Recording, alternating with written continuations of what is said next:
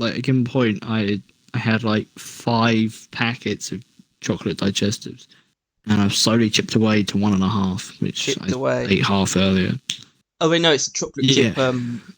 Oaties are pretty great. Do they have chocolate chip digestives? Because I think I prefer. I'm not actually a big fan of normal chocolate digestives. I actually like plain digestives a lot more. Plain digestives are very nice, but I don't know. Just whenever in doubt, Mum's just like, if it has chocolate on it, you'll like it, and she's never really wrong. Anyway, welcome everyone to the Barrel Vision podcast. I was recording the last 40 seconds. How could you betray me like this? I wanted you on the record talking about biscuits. Yeah, because we're British, so we have opinions on that. Yeah, and apparently people know that it's pretty obvious that I'm British. Someone on the recent Spotlight video, someone commented that I'm a handsome British man, which is correct, by the way. But it's like, I don't know if we've ever said that the British part or the handsome part? The handsome part. The British part was incorrect. I'm not British. I'm handsome.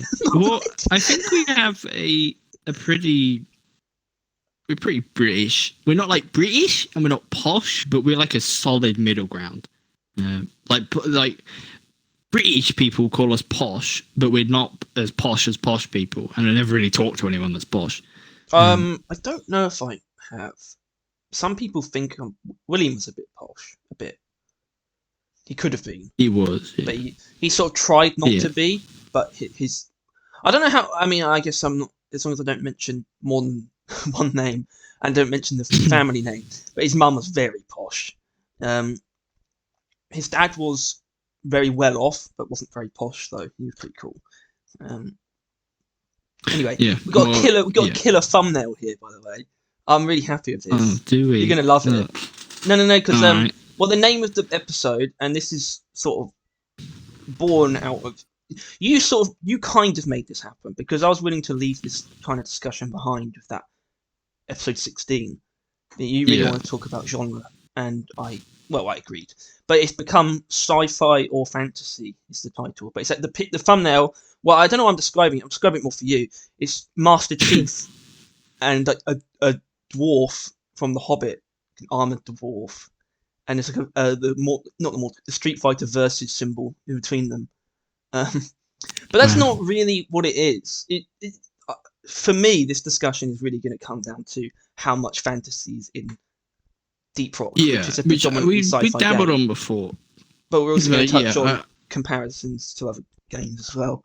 Yeah, like their iteration of dwarfs, like where it's kind of pulled from, or like Point is, we'll Dwarf Fortress, everyone's favourite. Yeah. I don't know how we should start, really. I mean, I guess we'll just make some blanket statements that no one can disagree with. A blanket statement being deep. Hold on, I've got it. Hold on. Deep Rock is a game that is set in a sci-fi setting. Deep Rock Galactic is a 1 to 4 player co-op FPS featuring badass space dwarves. No, you know what I actually did want to do? I wanted to literally look up the definition of science fiction and fantasy. That's probably a start as well, another blanket statement, just to put some foundations down. Science fiction definition. Fiction based on imagined future scientific or technological advances and major social or environmental changes, frequently portraying space or time travel and life on other planets. Great. Yeah. I mean, there's certainly life on other planets on Hoxie's. That's fantasy another definition. Statement. You need to be more specific with fantasy, I think. There we go. Use the Wikipedia definition. Fantasy is a genre of speculative fiction involving magical elements, typically set in a fictional universe and sometimes inspired by mythology and folklore. Yeah. Well, if you want to go for the folklore and mythology side of things, that's one of the most present fantasy components of Deep Rock. But it's like I had this sort of statement in my head before we started that I thought was quite interesting, where Deep Rock is definitely a sci-fi game, but as its own entity, it's a sci-fi game that's very interested in fantasy, which I think is a very appropriate way of putting it. Kind of mentioned, it's a sci-fi game set in a fantasy universe. It was the fantasy universe that is now entered sci-fi, and it's kind of, you know, yes, which I agree with that. I guess we don't see it very much, but that's the thing. There's possibly just as many fantasy elements as sci-fi elements of the Deep Rock universe, but we see only a sliver of the fantasy elements. Everything else is right. Sci-fi. Like, as far as fantasy is concerned, we have the Dwarves, which is like the only visual fantasy stuff we get. Like, the existence of the Dwarves are, that, and then voice lines. Voice lines. Elves, pointy-eared stuff. There's golems. They mentioned golems. Golems, goblins. Have they specifically stated goblins? Yeah, goblins. They've mentioned goblins. All right. So that kind of like those general things does imply that this is at least like a Tolkien fantasy, right? Those things are quite standard in a fantasy world. Obviously, we haven't seen any of them, which is something we haven't seen any dwarves. I haven't seen a single dwarf around. Well, that's my point. Is that the only actual fantasy element of the game that plays into anything is the fact that you're dwarves. The dwarves are it. I suppose we also need to be very. We need to give that some clarity, because I reckon I haven't seen it, but I reckon there are people who actually do question, like, are we sure these aren't just? Sorry, that's not the right word anymore. Are they, like, if they're actual dwarves or dwarfs? I guess as in people with dwarfism, because they're not. We know they are meant to be like fantasy dwarves. But there is also the question that, like, clearly the world in which Deep Rock is, it's the kind of sci-fi where space is traversable, conquerable, that kind of universe. They've reached the point where they can go and do wherever they please, wherever, right? Which doesn't mean, or it means that, like, dwarves, elves, golems, whatever, goblins, and humans, they may not have all been on the same planet, right? They could have been aliens to each other. I like the idea of that more. I think that's more likely what they would end up. Not what they would end up doing, but I think that's more likely to be the truth of the matter. I think the kind of universe that Deep Rock is actually meant to be is probably one where not much had to change for us to get to where we are. I don't think it was a world that had all of these things on it, and then, like, Deep Rock, the company, trundled along and, like, picked up all the dwarves. I think that dwarves probably have their own home world. Elves probably have their own home world on different planets. I think it's probably that way from the beginning. I don't think it's like a single fantasy planet. Well, that could be pretty interesting, though. Yeah, well, I think, the way that the dwarves talk about elves, they are generationally familiar with each other, right? It's like part of dwarven culture to shit on elves, which isn't something that you can really do if they're like space aliens that you've probably not even met for most of your existence. So I think it leans towards them being on the same planet, because the way they kind of casually talk about each other, you wouldn't talk that way with aliens, right? But either that, or they have been interstellar for way longer than it looks. Well, I suppose that if you want to go way longer, if you really want to get into specifics of what's really going on, if you wanted to lay things out and give Deep Rock, like, really in-depth lore, there's all kinds of theories you could spin up. Like, one I just now formulated in my head, and that means I don't place any, like, stock in this theory, but I did just come up with it. It's like, it's possible that DRG is set in the far, far, far future, where humans have, like, spread out across, like, the universe or just the galaxy, and dwarves and elves and possibly even goblins are humans that have evolved over time, especially because they're could do. I'm specifically thinking of like in Star Wars, you have the clones' homeworld, the actual like native aliens there, the Kaminoans or whatever they're called on Kamino.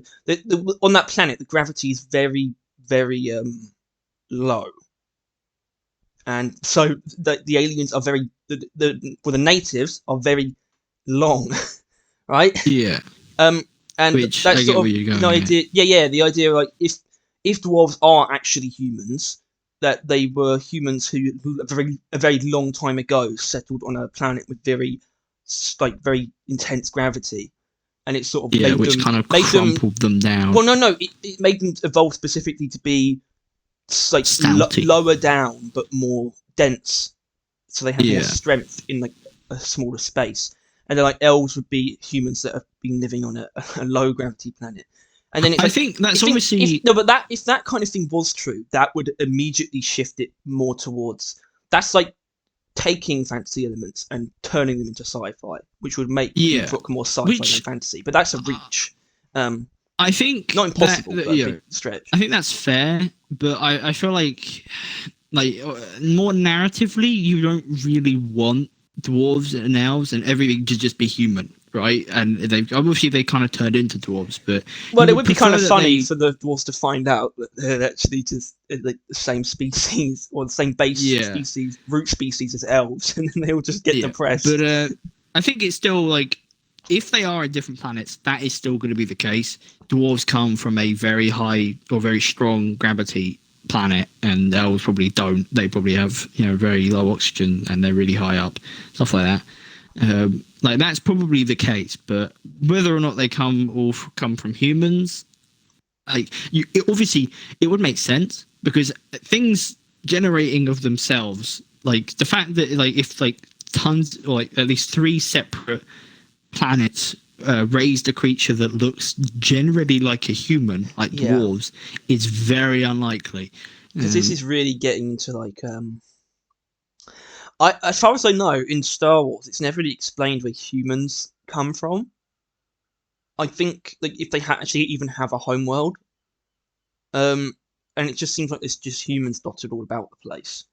Like every alien species has like a homeworld in Star Wars, but humans just seem to be everywhere, except unless like the main it's Coruscant, which is like the big city planet, unless that's supposed to be the human homeworld. I don't know, but yeah, if we really want to get into the hypothetical lore of Deep Rock, then it wouldn't make much sense, would it, for there to be well, we don't know if it would make sense, because we say it doesn't make sense for there to be like different alien species that look very similar, like, because I've said it before. But it's dwarves not like the dwarves aren't humans, but they look like people. But the thing is, we're basing this off of stuff that we don't know. We never had. I'm talking about the real world. We've never had contact with aliens. We don't know if it's possible that there are just, because all it would take really. What a dwarf is, in essence, in Deep Rock, a dwarf compared to a human, a dwarf is just like, well, what it takes for the dwarf to look like a person is just them to have like human-looking flesh and eyes, and that's it. Because apart from that, they're not extremely different, but they're different in pretty much every other way, apart from just having skin and eyes that look very human. Well, I mean, I guess they kind of don't, considering the graphics, but that's sort of the point. So it would, I know, probably, it probably would on face value make more sense that they actually do come from the same root species. Yeah, but that's only really using like human real world logic. Like even in Star Wars, where like most of the aliens are completely foreign, like those slave ones, they look very similar to humans, but they're like completely separate, right? They've evolved their own tree. So in sci-fi, things will just look like humans. That's just how people create sci-fi. Yeah. So I think if they ever actually thought about it, they probably are aliens, like 100% completely separate to humans.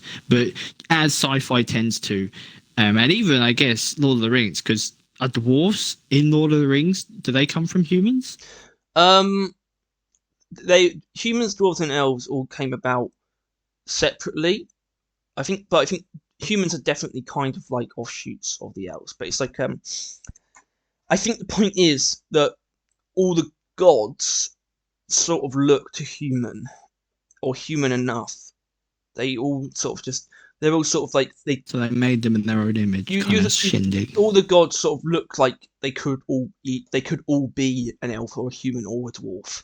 Any one of them, I think, is kind of the point. And they just ended up making races look that way, look similar to them, but they're all still three very distinct species. But the dwarves kind of happened not by mistake, but the dwarves are the outlier species of the three, as in the creation of the dwarves wasn't really sanctioned. It was just one god, I think Aeol, I think it's like the Forge Master or something, and he decided to just make his own race of people without permission. Pretty lit. Yeah. And that's the original dwarf. Yeah. The dwarf god. Yeah, and I don't know. I think obviously something like that will never occur in the Deep Rock universe, mainly because they have no lore to speak of, let alone the origins of dwarves. But they do have folklore, though. Yeah, myths play a big role in Deep Rock. I think we talked about this in the themes. Yeah. So, well, go watch that. It's only because that definition I read of fantasy mentioned mythology and folklore, but it didn't mention religion. And religion is sort of the thing that wasn't mentioned in either of those definitions that comes up a lot in sci-fi and fantasy. Oh, that's kind they often give religion is kind of folklore mythology. No, but it's not though. No, the point was religion of the past. They often give in sci-fi, alien races are often given religions, but folklore specifically, sort of myths and tales that may or may not be true, and sort of passed down between individuals more than spread across entire planets. That's much more fantasy than sci-fi, but religion is almost more sci-fi than fantasy. I think you may have misunderstood what it was saying there. I agree with you that is the case, but they're saying that because most fantasy it's not that they're in the story, their mythology, it's that they are inspired by that. Like Tolkien got the dwarves from like some old actual real world stories. Like dwarves were a myth in like I think probably somewhere in Scandinavia, I would imagine. Fantasy is often pulled from mythology in the real world. That's how Tolkien came up with most of what he did, and then everyone else copied Tolkien with slight iterations. Also, then mainly being like same thing with like Marvel, which isn't technically the fantasy we're on about, but you get the point. They just pull from mythology, which used to be religion to them, from the real world, and then they kind of just spin their take on it in the fantasy, which gives it a whole kind of because fantasy, the genre, is kind of like them pitching an alternate past, right? Like they're always technologically behind. Like, isn't that apparently what Middle Earth is, right? Isn't Middle Earth supposed to be Earth, but like further back, and eventually magic dissipated? Isn't that what it is? I swear it is. I don't know where I heard that from. Or I don't know what is then. What? Someone's told me that. Told you what? And it is either about Lord of the Rings or maybe some other fantasy. No, I don't think that's true at all. Are you sure you're not like Mandelaing, like blending together by accident? Well, I'm not even blending together, but you just accidentally. It's that stupid theory that Fallout and Elder Scrolls are set in the same universe, and your brain divorced that from those franchises. No. And it turned into. I very much. I swear I've had a conversation with, it must have been Tom, that Middle Earth is supposed to be like what happened. Oh, I don't know. It might not be Middle Earth. It might have been some other shit. But yeah, it's like set in the past, right? It's set in like an alternate past. Well, actually, that's what like Merlin was from. It was, point is, yeah, it's kind of just they use mythology of the real world to inspire creatures in the fantasy world, and then they kind of set it in the past, so it just seems like it's from eons ago, like basically, which why it's kind of interesting that fantasy is generally set back in time, yes, and it's now been thrown forward in front of us in Deep Rock. Wait, so you said something at the beginning, and I can't remember what it was. It was that if it helps, neither right. Deep Rock is a sci-fi. Yeah? It's sci-fi setting in a fantasy world or something like that. It was a fantasy world that has been brought into sci-fi by being launched into the future. Yeah, that's correct. And which is why, like, I'm fine with them not having any hard lore, but like that's such an interesting concept, right? Like how the races of I assume there's probably quite a few other games and even like stories that have done the same concept, but we talk about Deep Rock, but like, and they probably actually explore this, but like, I mean, so far the thing we know is that the dwarves, because of the way their race is, however they came from, are now being used to mine out the most dangerous planets in the universe, and that's how their history has ended up. Basically, that's where their race has ended up, as a bunch of corporate slaves, which is interesting. But we'll get in, that we got into the corporate stuff in the theme of Deep Rock. Watch that. This is a spiritual part 2 to that, if you hadn't guessed. It's not even a spiritual part 2. It's just part 2, but it's not named that. Yeah. Let's be honest. Let's not kid ourselves. Yeah. So I don't know. I think it's I don't know. I think it's just a really cool thing, like, which is why I wish they kind of added more fantasy stuff, because that would also add more sci-fi stuff, right? Because it's not like if the elves appeared, they're going to be like the same as they were in normal fantasy. They're going to be sci-fi elves. Well, yeah, I mean that's why their technology is probably going to be akin to magic. I imagine that will be the whole thing. That's why people like to say that the Rival Corporation is run by elves, especially, which I don't think it's necessarily. I don't think it has a high chance of not being true necessarily. I just don't like the idea, really. That's not how I envisaged elves. Obviously, not literally. There's no organic beings shown, but they could be behind it. But at the same time, I don't think that's what they want to do with elves, if they ever do anything with them. I think, but it makes sense realistically. No, I think realistically, if you want to actually analyze what fantasy creature and or race the rivals could be, I'm leaning more towards dragon. Think about it, right? First of all, generally they are red, and I know this is like the most BS, like oh yeah, look, same red correlation, but generally elves are marked by like green or like soft nature colors. Rivals are not that. The only thing they've got going for them is that they're sleek, right? They're sleek in design. That's it. That's the only reason why people think it's from elves, other than the fact that elves are the only really other established like fantasy creature, right? But then they're kind of dragony. I mean, honestly, I'm sitting on the same amount of level as the elves on this, but like color scheme wise, they are pretty, similar to dragons. They're the glowing red.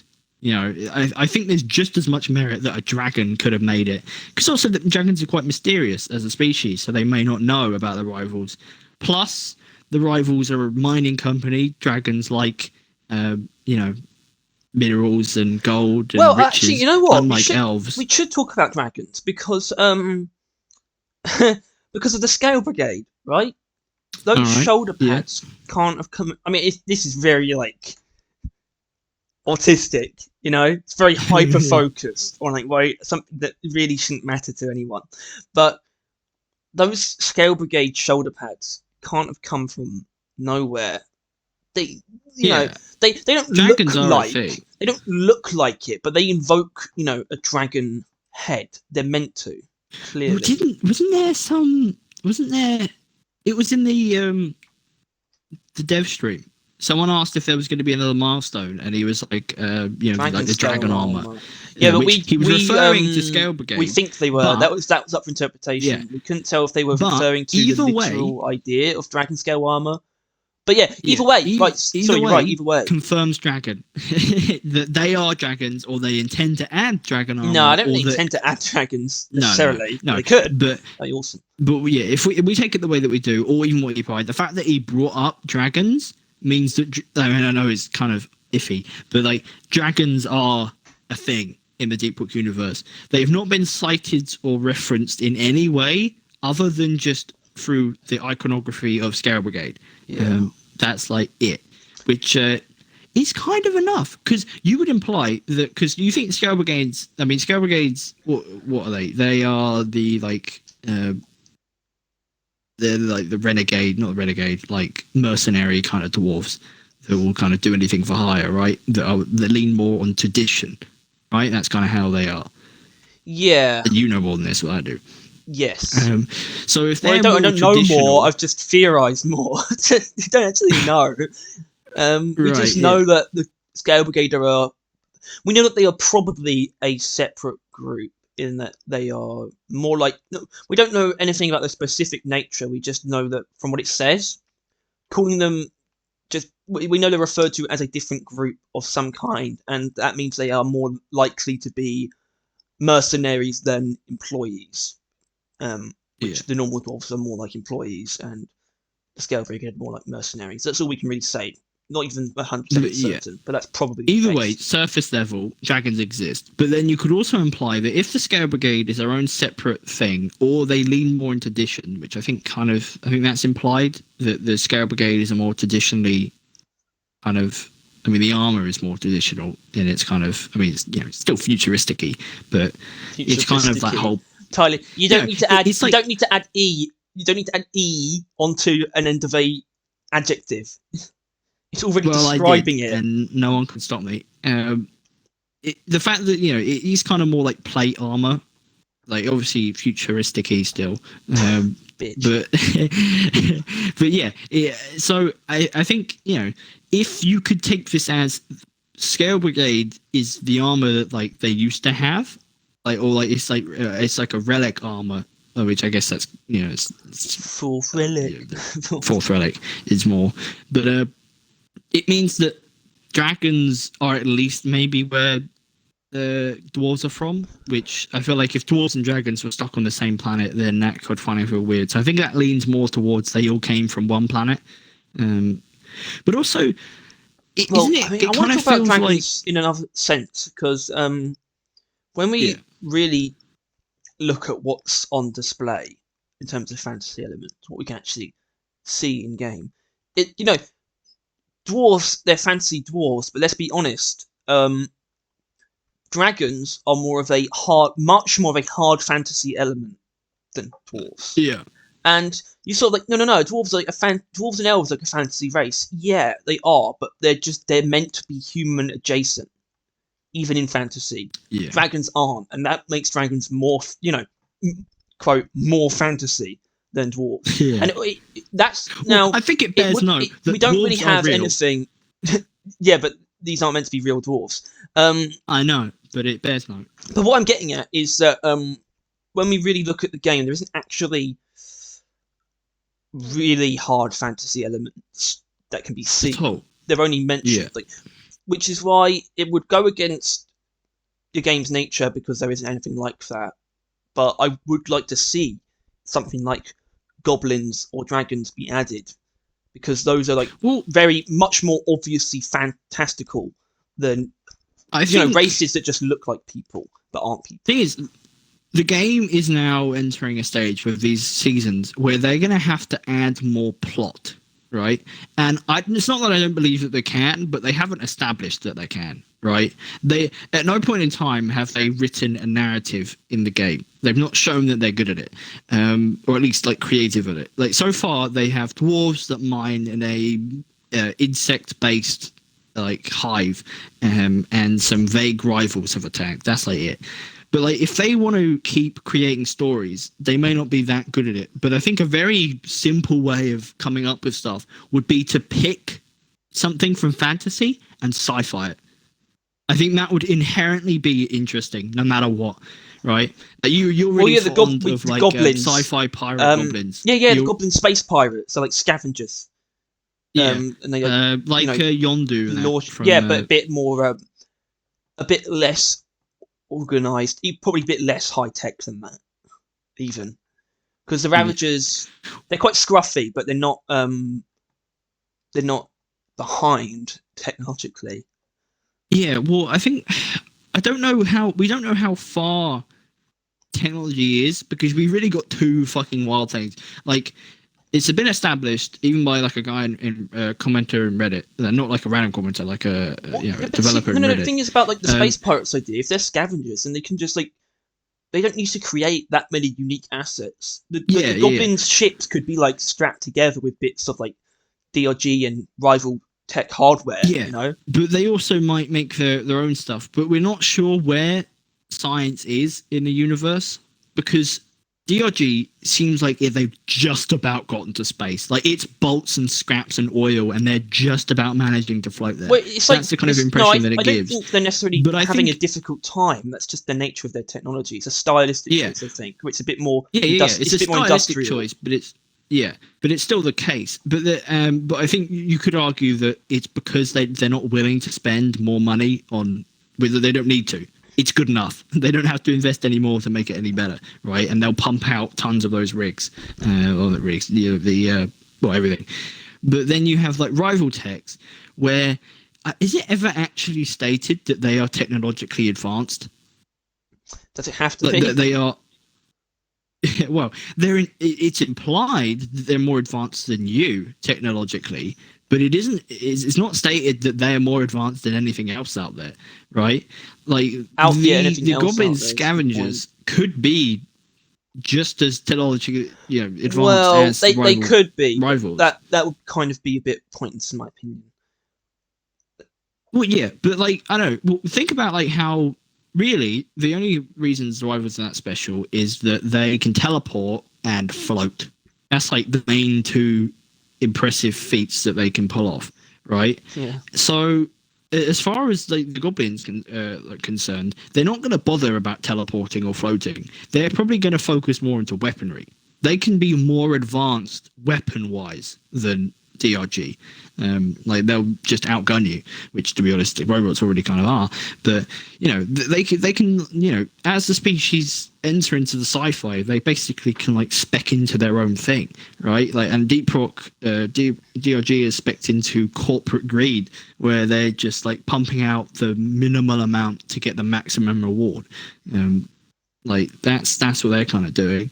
Rival techs have pumped into like AI ran, assumedly self-replicating hive mind shit. Well, it's not really hive mind, because they don't all communicate with each other. Well, some do. Point is, it's the scale of which any, like, you can push any random, like, golems, like stone golems, mud golems, whatever they confirm to be, you could push them into sci-fi. Now they're metal golems or some shit, which is basically just the rivals. They're less so. But like, yeah, you could just. Well, that's the thing, though, isn't it? That's the thing.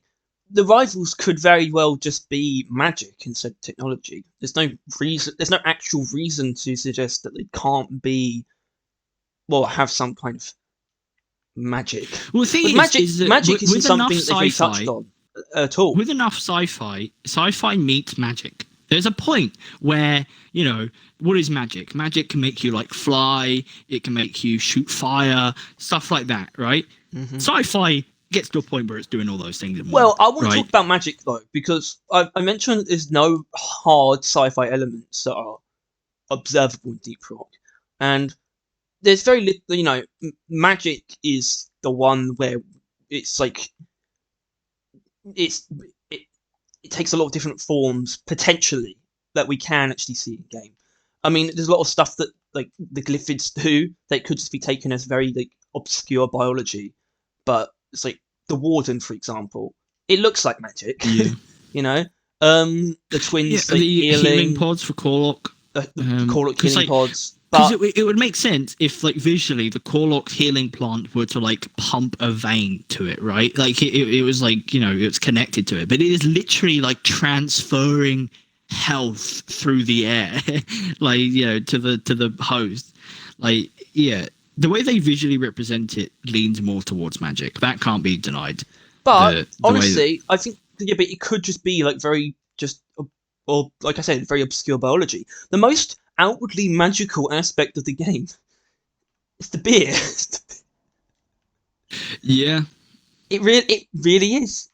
It really is. Like, they make you bigger or smaller, make you breathe fire, freeze you. That shit isn't normal, Well, I think it's implied that it's like the ingredients, right, that they fuck around with you. Yeah, but it's like some take like either Untitled Deluxe or Malt Rock Bearer. That feels more like some kind of charm where it like engorges the dwarves and then they revert back to normal. That's not something normal ingredients could do to someone. Yeah, it could be the ingredients, but those ingredients aren't normal ingredients. They're magical ingredients. That's what I'm saying. That is true, yeah. Yeah, and then yes, that's what I'm getting at. There is potential for magic as well, but it's sort of looked behind this sort of it's sort of even that is sort of trivialized, and yeah, I'm sort of bringing myself towards the question of fairness. Yeah, it would be, especially for the dwarves. This is what they would use magic it's not for. that special. No, yeah. I think that's sort of implied actually. I mean, I'm thinking about even the perks. Beastmaster is a bit weird, like what that actually is. But it's probably not magic. It's probably just some kind I'm thinking, honestly, it's a bug thing. Pheromone. When we think about magic, that's kind of my thing. Like, yeah. You just what about fucking vampire? Detonate shit. Vampire, well, dark magic. I don't know. I think obviously, because as mentioned, you probably could just say it's sci-fi. That it's technology. You have the technology to absorb life and energy from enemies. You have technology to do all this and that, and technology enlarges you and stuff. Like, you can pin everything on sci-fi and everything on magic, but in the end of the day, it doesn't really change anything. Like, which is why it's kind of feels sad. Like, the most magical elements don't feel it at all, and they don't do anything. Yeah, but I feel like what we've been getting at is that's the point. They're either the magical elements are either trivialized or futurized, non-existent, right? Or non-existent. Yeah. Which is why I do want to see some. Well, like, the goblins thing that is still sort of what I've been talking about. It's still sort of like futurized, if that's even a term. Yeah, futurized, they would and they won't have magic. They would still be goblins. If they were to add goblins, they would need to look like goblins, be very clearly goblins or orcs of some kind. Like green, pointy-eared creatures. It's like you get that basic iconography right, and then suddenly you've got a very obvious fantasy creature. Because the dwarves aren't obvious. Like, I've seen a lot of people not realize or not necessarily inherently understand that they're not humans. Yeah, I mean, obviously dwarves are kind of dwarves are dwarves. But the way you play isn't inherently. You don't do anything that only a dwarf can do. Right? Not that you'd know it, but like it's implied that you're better at everything than a human could be, right? But in the end of the day, you're swinging a pick and you're shooting a gun. We humans do that in most third world countries. I think it's actually I don't think I sort of like the idea that DRG didn't hire the dwarves because they're actually better. It's just because they're less more willing, less scared.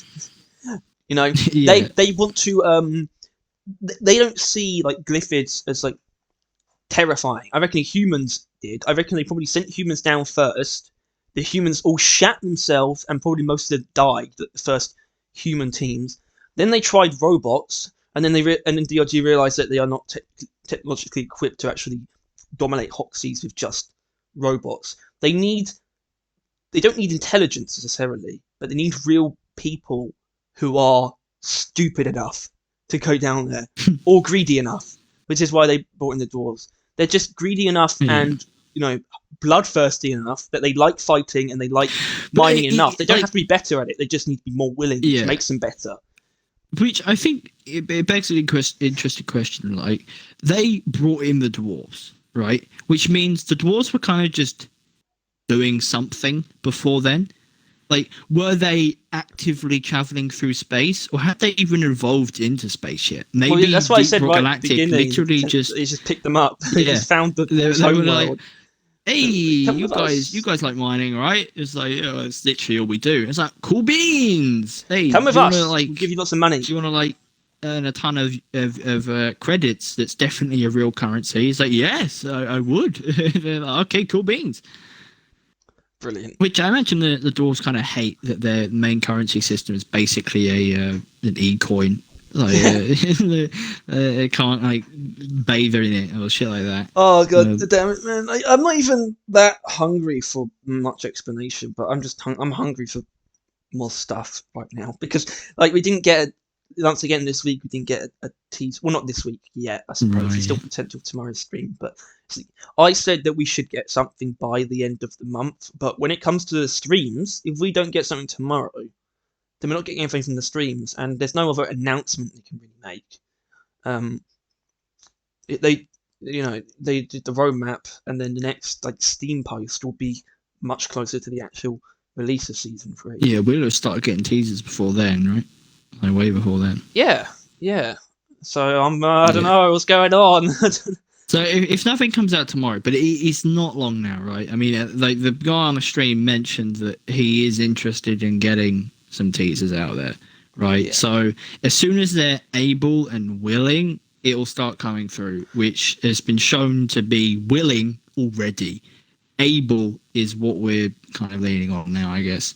Or actually, no, it kind of, I don't know, I didn't hear the clip, but was it more that like they have stuff, but he's asking permission? Yes, a bit more like that. So honestly, I think that might be more. They're not sure that they can post, like they're not sure they've got enough teasers to last them until they actually think they can release the game. I think they might be waiting a bit. The new season, they might be waiting a bit, so they won't have like a couple of weeks where they just don't have teasers because it's taking too long. It could literally be things like they could have most of their stuff. They could have a lot done. I mean, maybe not most, but they could have a lot done. But it's like there could be a grenade. That's like all the grenades could be like mostly finished, but they don't have like the models finished though, or even close to finished. The actual functions like there or something. It's like we can't really show this because this isn't how it's actually going to look in game or something. I don't know. That's just a guess. I think they are probably like 60% done right now. That's what I would guess. But they're probably I think they're probably 60% done content wise, but they could still be like visual things that aren't quite. Yeah. They're probably tinkering, adding maybe some last touches to some of the bigger contents like the game modes or whatever. That kind of big stuff, and then we'll start getting trailers for the grenades and trailers for the grenades, the teasers for the events and whatever the big content is, and then we'll get like I guess a trailer, right? Yeah, and that's when the trailer occurs, like after they kind of teased most of it, and then we'll get the trailer. Actually, they release the date before the trailer, right? Yeah. Or is it? Yeah. So we'll get lots of teasers, then we'll know the date, then the trailer soon after, then the well, I mean, I do have a little bit more to say about that, but I'd like to potentially steer it a bit more back towards the topic, but I also need to piss. Yeah.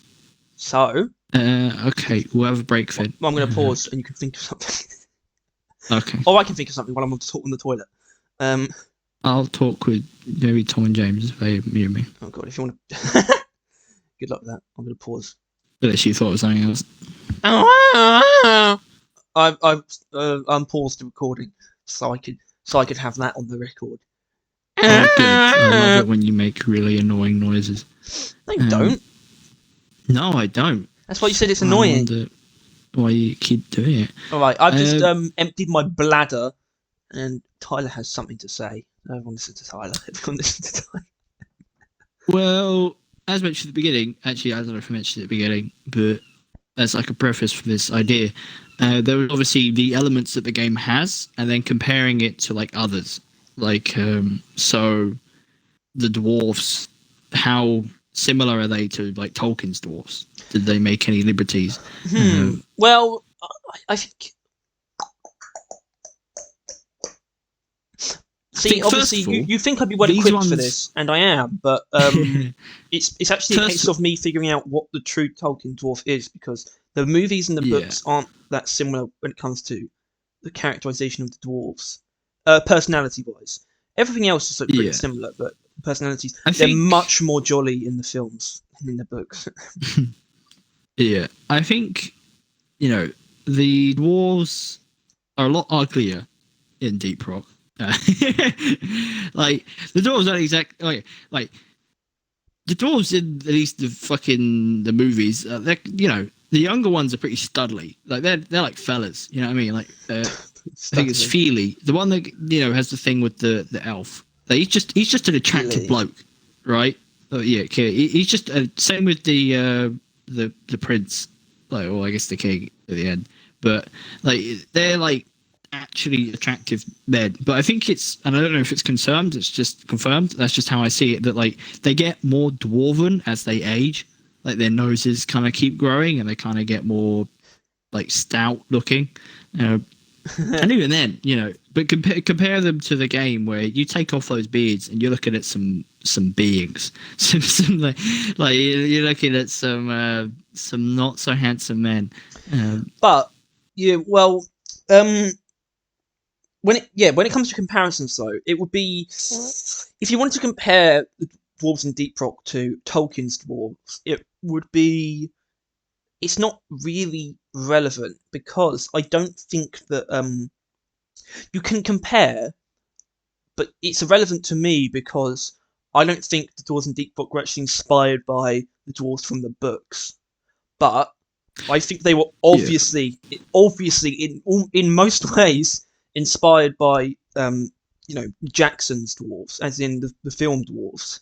That includes Gimli, very much. Well, so. Yeah, I think it bears in mind that like fantasy as a genre really wouldn't exist without Tolkien. I mean, obviously he took a lot of things from that helps. other cultures' mythologies, right? As mentioned, the dwarves are a thing in some countries, but they really weren't the dwarves we know. They're just like small men that like live in mines. Well, yeah, that. Well, that part is true. That Tolkien did create, like, the reason we have the types of dwarves that are in DRG is because Tolkien created those types of dwarves, essentially. Yeah, the kind that like have personality.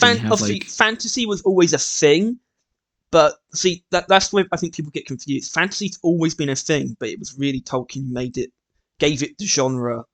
Like specifications, Yeah, like dwarves are small, stout blacksmiths and miners that have big beards and are like generally quite boorish. Yeah, isn't that word right? I think they are definitely drinkers, though, even for Tolkien. They like alcohol. Yeah, obviously that's shown a lot in the films. Gimli's loves to drink. I mean, they all do.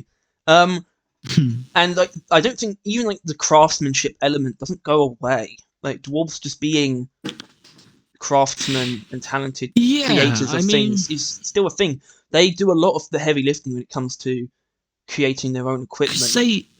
I feel like visually it kind of simplifies it, but I feel like the overclocks are literally them crafting the gun. Yeah, that's what the Forge is, I think. It is them actually legitimately tinkering with the weapons. Yeah, I think it's all sort of visualized in a way that's a bit more streamlined and very icon based. But I think the truth is, when they get an overclock, it's sort of like a little blueprint or a piece of technology, but things don't happen automatically. I think that's why I like the Forge. It's like a blacksmith table.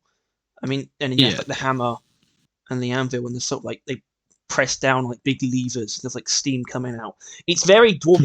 It feels very inspired by some of the stuff you see in the Hobbit, I think.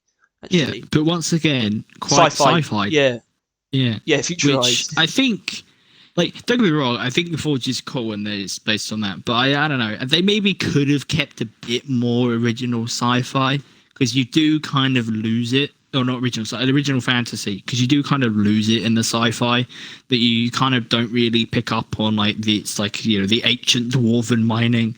Like, I think it does have, like, tanks or, like, exhaust pipes that come out of it, but, like, it doesn't really kind of, like, you don't hear, like, a roar of a flame or something like that. Like, I don't know. But people just keep skipping that cutscene anyway, or wanted to skip it, hated that they couldn't, so they added it. So, you know, I'm not surprised they didn't put more effort in it. I'm pretty sure they added a skip button recently-ish.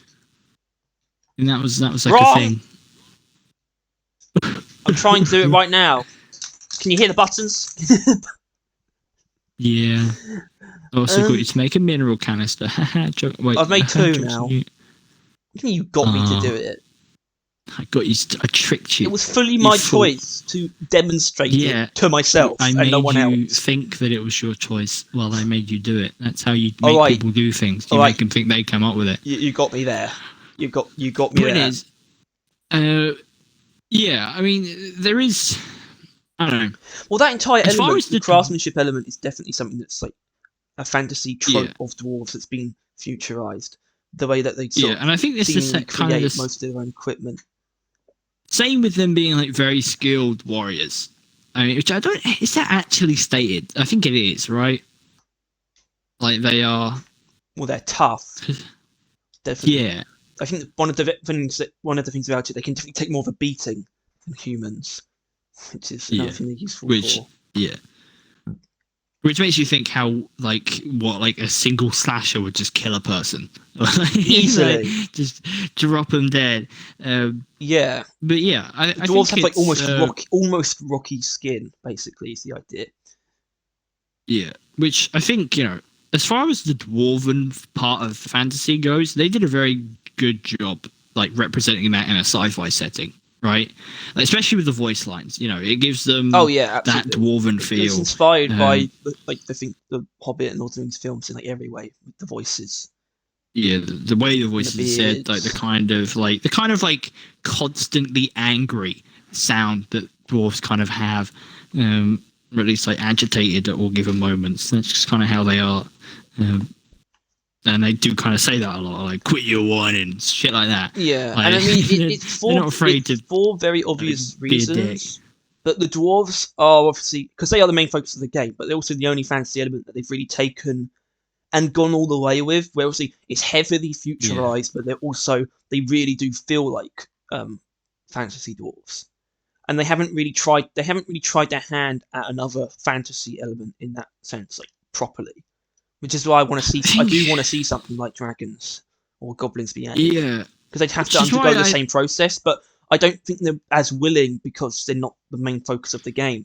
The dwarves, they got it down from day one, and it was their main focus for a while. The design. They might have been trying to do that with the robots, but people kind of got sick of them more immediately. But so they kind of realized that they shouldn't linger on that kind of stuff, which might, you know, I'd say a negative effect story, but once again, they don't really care to establish lore or story, so that shouldn't really come into play. I would definitely be interested to know how much that they have that is, like, set in stone, that they're just... It's just for them. I would feel really disappointed in, like, them as, like, people, not even a company, but as a person. I don't know how you could make the rival tech aliens and not actually have an answer. It would be very creatively confusing, as the creators of the game, why they didn't have that in mind. Well, yeah, but even if they never intend to reveal it, I feel it only has value that it's a mystery if there is an answer that they know, right? If they just created the rivals, they were like, we have no idea where they came from. And as, like, a group of creative people were like, that'll do. we don't need to, like, establish a backstory that we may not even want to reveal, but it exists. I'd feel disappointed in them. Like, why would you Well, deprive everyone of that, let alone probably you. better that we just don't know either way, because the truth is I always suppose. disappointing. Well, yeah, obviously, I mean, most of the time, leaving things unsaid or unshown is kind of better, mainly in horror. But still. Yeah. No. Well, again, yeah. So I just want them to try their hand at something else, and do it to the same level as the dwarves, where they really do feel like they came from a fantasy world, but they've just been perfectly translated. I think because we'll sit with this idea, because I know you're fond of it and I do not hate it, of the pirate goblins. And I think they may not have to inherently, give the same amount of lore and stuff, but just tell it. It's the same kind of treatment, is what I'm talking about. Not the same quantity of treatment, because the dwarves are just so embedded into every aspect of the game, but I just mean it's the same type of translation, where you retain what makes them that core fantasy element, but give it maybe with the goblins, just give them like goblin-esque armor. Make it like Waster, really, like that kind of thing. Like have it so it's like it's really like scrapped on. It's like barely protecting them, kind of thing. Like they, goblins don't really even like wearing armor most of the time. Also that kind of thing. Like goblins aren't that armored, but then they get more and more armored as you get to like ogres, stuff like that. Or because I imagine they'll add variants of like size and difficulty. They like doing that because it's good game making. But yeah, and then maybe just give them like some voice lines that just like let me voice establish something. Yeah, I'll do it. Or just literally like I don't know, maybe the little grunts in Halo. Yeah, right? Where if you basically like kill like a big guy or like their main they just shit themselves. They fucking scarper, they run, they flee, and they scream like, oh god, he's killed him, that kind of shit. Make the goblins do it. If there's a bunch of goblins and like an ogre, if you kill the ogre, the goblins fucking run. That kind of stuff, and they'll come back if there's like a wave of like grunts or some shit like that. And ogres, like I think imps are like the little ones, like the grunts. And then the goblins are like the dwarf-sized ones. I was thinking like goblins, orcs, and ogres. Well, because Tolkien sort of saw them all in sort of the same kind of lineage almost. That orcs and goblins were almost interchangeable.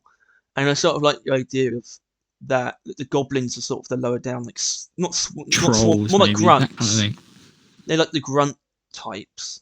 And then like the orcs, the orcs are like the dwarf equivalent, because the orcs would be quite beefy but not huge, and like the ogres would be these hulking but stupid like creatures that they have on like ropes.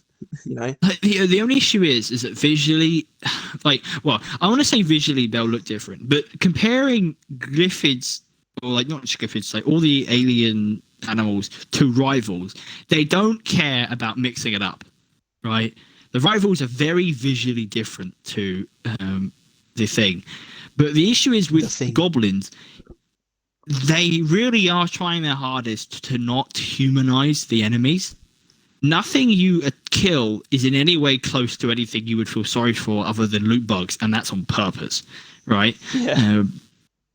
And with goblins, you'd kind of want them to be goblins, like standing up, face, that kind of thing. Well, they would have very inhuman posture as well. They'd sort of be quite hunched over. But the dwarves aren't exactly pretty. But like they would be very kind of awkward to make, really, unless they go for like really stylized, which I'm not sure how they'll go about it. But like their faces are kind of caved in, or like just generally they're unrecognizable as like a thing. But like I don't know, I guess most people wouldn't care, but from like a visual standpoint, you would have like a sword of grunts, a sort of swarm of grunts, like a oppressor in that, and these are just like literally faceless enemies most of the time, right? They're just mouths, right? They're just hungry, they just want to kill you. And then there'll be just like a single goblin that has like a family and kids with like I keep imagining with just like a spear that they'll kind of prod at you, like they have a bit of range and they'll just like kind of stand behind the stuff and just stab you. And like and like it's kind of it won't stop people. Don't get me wrong, but like No. it's kind of there is a layer there in like the game I visuals. see what you're getting at, and when it comes to the potential, I don't want to linger on what I'm about to bring up, but I do need to bring it up. When it comes to the idea of a more humanoid enemy, I put forward the idea that zombies are not the easiest way to do it, but when it's zombies, it's like they would be the dwarves, right? But they're zombies, which makes that sort of creates that context sort of creates this instant detachment. Zombies, where they can literally they can look like your teammates, but the fact that they're zombies makes them easy to kill. I think you need to bear in mind that if they had zombies, this is now a post-apocalyptic. Well, that wouldn't make it post-apocalyptic. In a sci-fi. No. Zombies isn't inherently. Zombies are inherently post-apocalyptic. No, they are. No, they not are. parasites. No, how? Because it doesn't have to be an outbreak. Post-apocalyptic is either radiation, which could create zombies, or just zombies. Like it's like kind of grounded, world-ending setting, and zombies are well within that category. Even if it's via space parasites, zombies are inherently post-apocalyptic. I don't know. I disagree. Well, I think it's just you've been tainted by that. Zombies are only ever in. No, zombies aren't only in the context of. No, because the parasite thing, they did that in Star Wars, and it was not apocalyptic at all. It was like an outbreak on a ship of these parasites that sort of zombified the clones. But it wasn't like an apocalypse. Well, yeah, but zombies are a post-apocalyptic. Well, right. Dwarves are a part of fantasy. No, a zombie apocalypse is a type of apocalypse.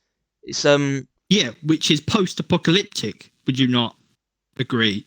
Not post. No, not post. Well, post-apocalyptic is just the implication that there is an apocalyptic event, and that this is setting in or after that. Yeah, it always has the potential, but you can make something with zombies that isn't.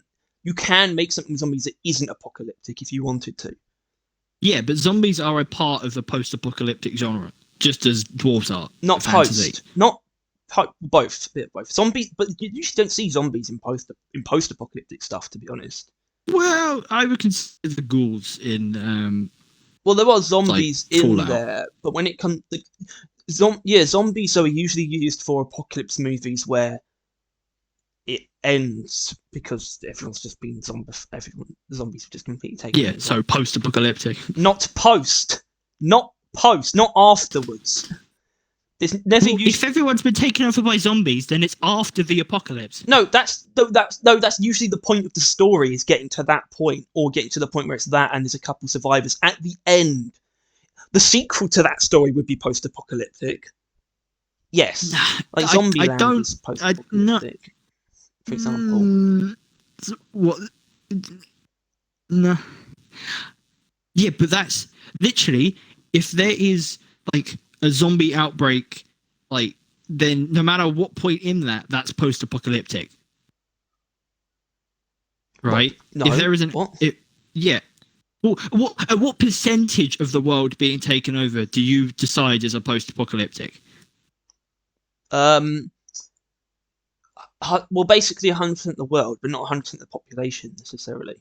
It's if society has been completely destabilized, like no aspect is normal or how it used to be. That's when after that point it's post-apocalyptic. So would you describe The Walking Dead as post-apocalyptic or not?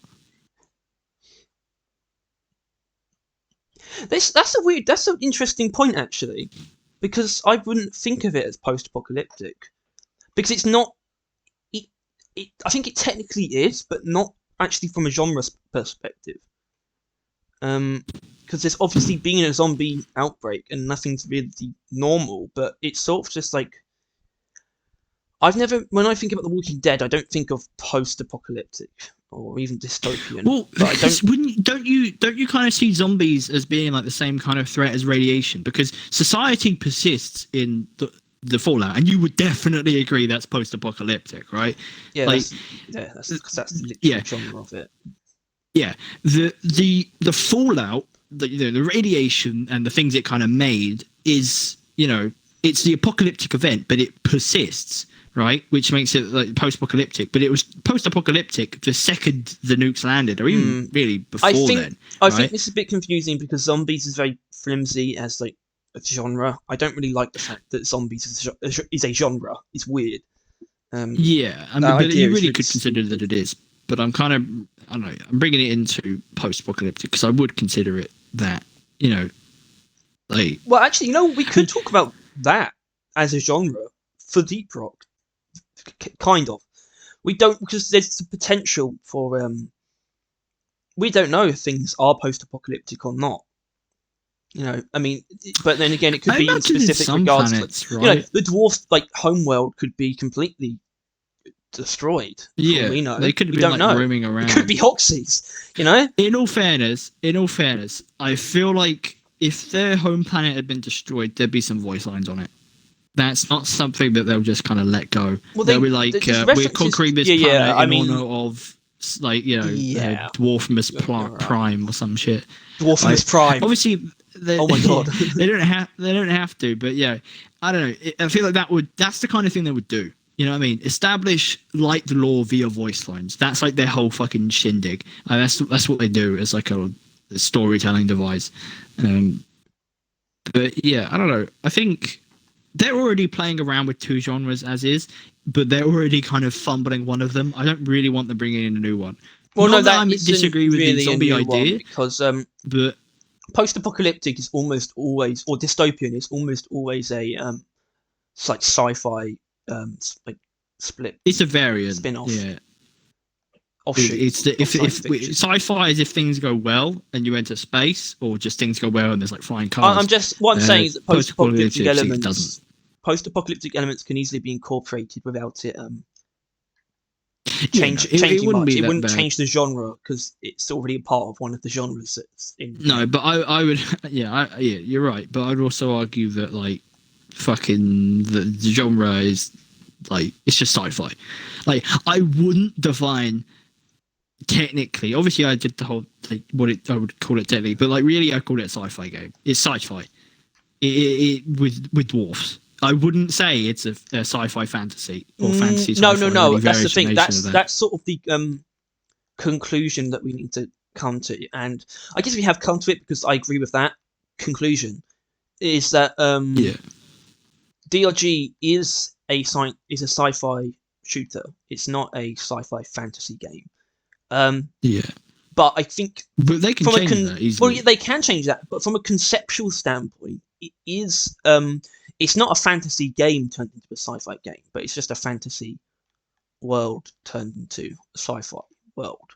But it's still a sci-fi game. That's the genre because they turned it into that. Well, they didn't turn it into that, but that's sort of the implication. It didn't start off as a fantasy game and then it turned into sci-fi. But that's sort of the concept is that it's a lot of like fantasy elements turned into a sci-fi game.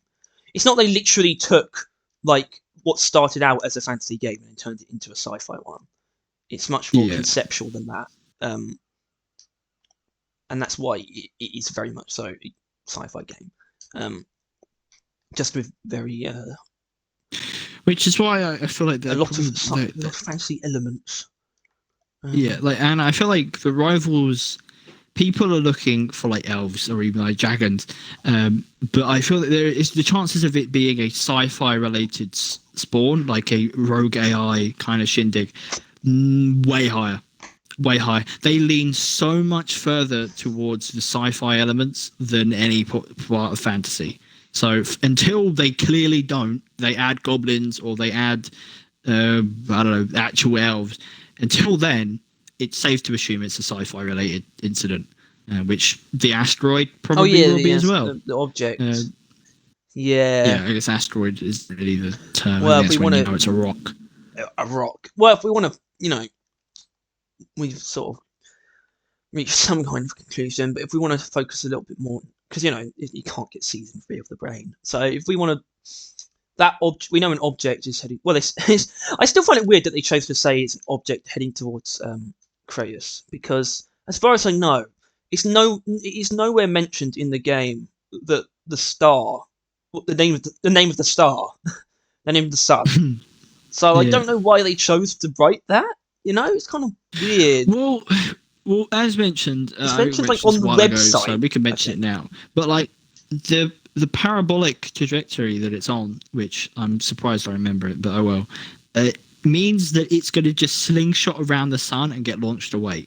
Current projections is what it's going to do.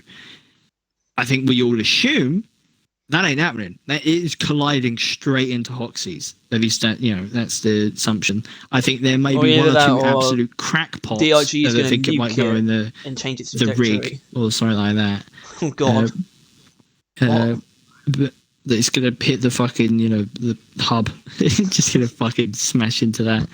But yeah, I think there's a perfectly valid opportunity for it to be a seasonal or just a season-long biome, and it enters the map because of its trajectory, and then it will just leave. But I think that's terrible, so don't do that. But for now, just assume it's like an asteroid or a spaceship, something sci-fi. But if it could be fantasy, could be a giant space golem. Could be a dragon. Dragon. Just a dragon. Honestly, if there's any species that could just exist in space, it's dragons. I do like the idea of dragons thinking about that. Space dragons is fucking epic. Well, I like the idea of dragons naturally being able to fly and survive in space. Yeah, and then I like the idea that they grow accordingly, and they become also, fucking if they are quite massive. Stereotypical, like Tolkien dragons, they'd be like dwarves, but way worse, because that's kind of the point, isn't it? Dragons are way more destructive and way more greedy than dwarves. Yeah. Dwarves are greedy and quite proud. Selfish. But they're not like a malicious or evil species. But dragons are sort of the worst of what dwarves could be. Honestly, if they wanted to do that... Honestly, the fucking dragon idea is kind of spiraling in my head right now, because Hoxie's is like the richest planet in the fucking universe. So if you were a dragon would love to make it its home. Smaug could just want to sit on on Hoxie's. Second of all, flesh pit idea, which has been established to be interested by the developers. What if you enter a space dragon? Also makes sense, because if any that's a damn big dragon. But it would eat all the minerals. I think it is. Well, it just has minerals inside of it already. Maybe dragons are like that. It just inherently probably consumes minerals of like space. And so it goes to sleep on Hoxie's, because how dragons do, and because we're fucking insignificant. How much would I bet it's just a giant dragon? It's not, is it? Okay. It's not. I think the chances if it turns out that it is a giant dragon on trajectory course to Hoxie's, and we have a flesh pit biome where we go inside a dragon, I will actually we will go to where are they Denmark. No, Denmark. We will go to Denmark, and I was going to say suck them off, but I legitimately mean that. If they added a dragon that was like a fucking giant space one, and we get to go like inside it like a flesh pit. Do you even need that part of it? Do you even need the going inside it part? I don't see what else it would do other than that. If it was a single giant dragon, because I was thinking more like it's like a dragon nest is like the object, and then that could be a very easy warning, where like the dragons want to like. Dragons would be pretty cool. A dragon could, or it's not even a warning. It's just a dragon could just show up in missions and like try and steal dragons would everything. be a very, because I feel like goblins is a bit of a jump from what we're currently going, which is like pure sci-fi. Goblins will be a very launch into the fantasy. While admittedly dragons are as well, they are inherently, and this is earlier, the dragons could be more alien, couldn't they? They are inherently alien-like creatures, which they could lean into, because if they're space dragons, they could be more, kind of bubbly or not quite scaly like the dragons we know. Which I think could work. But if there are fucking dragons coming to Deep Rock, we'll go to Denmark, and we will just give them a pat on the back. Like we'll record it. We'll go to their office and we'll give them a pat on the back, because they did it. They did the thing. They did the best thing. I'm gonna buy a ring. I'm gonna find Mickle. I'm gonna kneel down and say, Thank you. Thank you. This is a gift. I don't want to marry you. I just want to give you this ring. It's the one ring. Because you rule them all, Mickle. Yeah. What if it's the ring? What if it's the one? Well, yeah. I right. really do think we're actually a good like, way in, as in by which I mean we're hour 15, which means we can talk about whatever we want now. Or we could end it whenever we want. Talk about whatever we want. So go we off. We don't have any like dev things to talk about, right? That's not yet. Yeah. I mean that feature is a bit. It's going to be a bit squiffy. Dry. They still haven't got any more dev responses. I could actually watch the streams and write them down myself. But I ain't doing that. I'm not doing that. I'm sorry. They're streaming while we're recording, so Well, that's not true today. They finished before we started recording it, so they. Well, that's because you'd take too long. But yeah, I mean, I don't know. I mean, we could just rant about how we want more fantasy elements, but I think that's kind of a given. Especially since, like, nobody has admitted it, but, like, the fact that everyone wants/thinks the rivals are elves kind of reinforces it. That, like, everyone wants the fantasy elements to be, like, at least the masterminds behind the sci-fi elements, which I think they are leaning away from. Generally, they don't really see the fantasy in that way. They're really just taking it as dwarves the main characters, and then we'll just kind of play around with the fantasy genre in voice lines. That is all they're doing, unless they started fucking around in season 3, which I think it gives them an opportunity to do something a bit more interesting, because especially considering what we know about season 3. Well, actually, you can take season 2 or season 1 and 2 as emblematic of this, but they're not. They're I wouldn't say very cleverly, it's a bit of an obvious thing to do, but they've stopped restricting themselves to, in terms of what we can encounter, I mean, not necessarily where we go, but in terms of what we encounter, they've stopped restricting themselves to what is native to Hoxies. Yeah. To the natives, which means they really can do anything with what comes from elsewhere. I think it's interesting that, like, and the dragon thing is making a lot of sense, isn't it? Especially when you look at the Tolkien dragons, like their greed. Yeah, kind of. And that if they found out about Hoxies, or maybe they're just naturally drawn to it. No. Yeah, I think if they, it's definitely an idea I want them to play with. But like, if they, because they clearly realized, or at least they come to terms with that robots were they're not exactly what they wanted to do. Really, I don't think. I think they realised that first of all, the way they're designed, which we go through some streams, but they're like high health but high weakness enemies, which didn't really settle well. But like, technically, they are the most sci-fi shit as well. Like, aliens are pretty sci-fi, right? The Glyphids and that. But like, sentient, sleek robots that are hunting you down is very sci-fi, right? That is an interesting point, actually. That the rivals are arguably the most, which not necessarily futuristic, because they're not realistic. It's the most sci-fi. It's the most sci-fi thing that they've. Especially since the most of the things in Hoxies are kind of, they're like ants or flies, like bot flies or whatever. Like, they're generally inspired by insects on Earth, but alienified, right? Meanwhile, rivals are just sci-fi to hell. They are glowing, sleek, alien, sentient robots, as far as we're aware. So if you were to acknowledge that the robots were a mistake, or that you kind of don't want to go in that direction, where is the hardest you could turn away from that? The most sci-fi thing you could think of being like sentient robots and shit. You turn to fantasy, right? You turn to maybe not inherently dragons immediately, although that would be up there.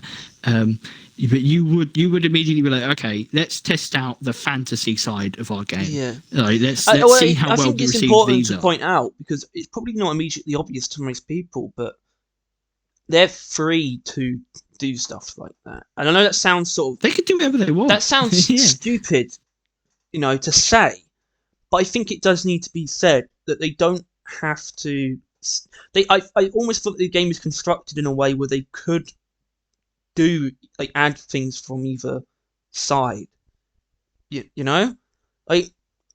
Yeah. I don't think it's not obviously it's not an accident that there's fantasy elements, but I think there was some kind of foresight there, where the fact that there is a lot of fantasy imbued into the DNA of the game means that they can add things. They could add things like dragons and have it not be technically out of place. At least it could still throw people off. But I don't think anyone will complain if they add dragons. No. There will be a complaint. All right. Okay, but this is only this is added onto how much I want dragons, because I want to see people complain. I love it. Yeah. I love that shit. So yeah, because it will feel ironically alien to have dragons be in the game, but it will fit in the universe, so it won't. There's no argument to be had there, and as long as they make them good, it will be fucking amazing. No one's going to be like, oh no, I have to fight dragons with a minigun. Oh no! What a stupid idea! To charge a fucking dragon. This is such a bad game. No one's going to be saying that. It's going to be epic. Everyone's also, depending on how big they are, it'll definitely be the kind of enemy that you'd be able to. I think normal. Maybe even there might even be some passive variants. Maybe maybe you could just, because there's there's wyverns and then there's dragons, and then I think there are some alternate ones of them as well. There's baby dragons and pterodactyls. You can teach them to fly. You can ride the baby dragons. But, and not to mention, can you imagine the fucking cosmetics that will DLC that would come out if the fucking dragon? Sorry, I'm getting a message here. Oh, what's that? Oh yeah, dragon scale armor. I think someone mentioned that on the stream. I think someone... yeah, but point is, I've literally never thought of dragons before this stream. I assume the same with you. That's weird though, isn't it? I know. I haven't thought of dragons in Deep Rock. But even when Scale Brigade stuff came out, I didn't. We recognised the dragon influence. You wanted the flamethrower. That was a dragon head sculpted onto it. It's the framework, which was a perfect idea. But we didn't think of dragons themselves for some reason. Which, speaking of, that would be interesting, because I don't want to take it too far, but robots' whole thing was that they're incredibly vulnerable to fire. A dragon, fire probably won't fucking do anything. So that would be a pretty hard turn as well. If we're talking about them turning away from robots as quickly as they can, plus dragons fly, so then ice would also work better against them as well. Although I know patrol bots fly. Okay, so obviously we're going to... Well, I'm pretty comfortable with just going off the rails of this idea for a bit. You'd have this will be the rest of the podcast. Dragons won't just be fire dragons. There should be fire dragons and ice dragons and they should. There should be some variants, but they also they're not going to do the 100% weakness thing again. I think they're going to they will have strengths and weaknesses. That's normal. That's good. Things should have that. But it was the fact that the robots were 100% that. You're not doing much unless you're accurate or have the right. Oh elements, well, right? I suppose that's some. I mean, I guess that is something to talk about. It's pretty irrelevant to the topic because they're not talking about game. The topic wasn't referring to gameplay in any way, but I definitely want whatever comes next in terms of enemies. I want a little bit more. No, what's the word? I don't think there's a word for freedom.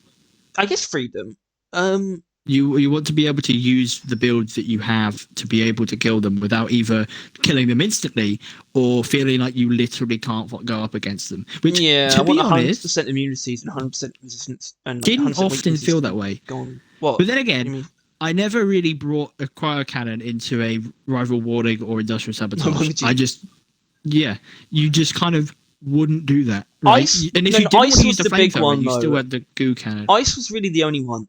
Neurotoxin took a hit, but there's not much neurotoxin to speak of. Yeah. Where it was oh no, pretty rough all of this was wiped out. It's not this entire way of fighting was completely removed when it came to the Thunderhead was just kind of kicked in the balls. It's just because it's the two effects really, because obviously they're still technically weak to cold damage. They're not actually weak to fire damage, but they die when you set them on fire.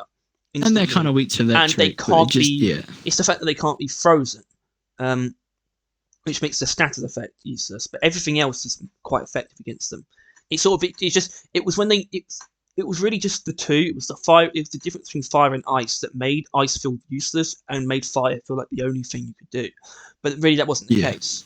There are some versions of the cryo cannon that work. But obviously, things like cryo minus and cryo bolts and cryo grenades don't work because they just inflict cold. They don't do damage. The cryo cannon at least does damage.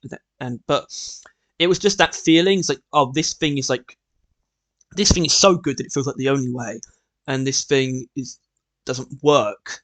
So eventually, people kind of. I mean, you especially. You're like, okay, I realized pretty quickly that electricity and corrosion are also very powerful against them.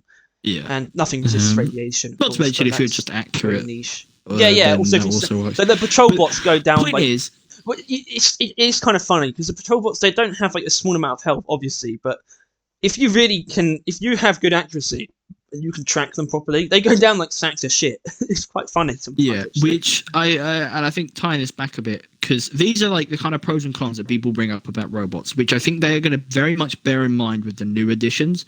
And if we were to carry it over to the dragons, I think, because I feel like dragons would end up being tanky as well, which people took an issue with. But I think the dragons there's much more room for armor, because the problem with the robots with feedback, because they're just these solid objects that you can't break anything off of. Dragons, armor would play a big role. They'd all have like scales that you can break off, and like you see their flesh get uncovered as you damage them. I mean, maybe, but it's just the fact that patrol bots had a lot of health, was very mobile, and did a lot of damage. It had all three of those, right? And you had to really get his weak point to actually do anything to him.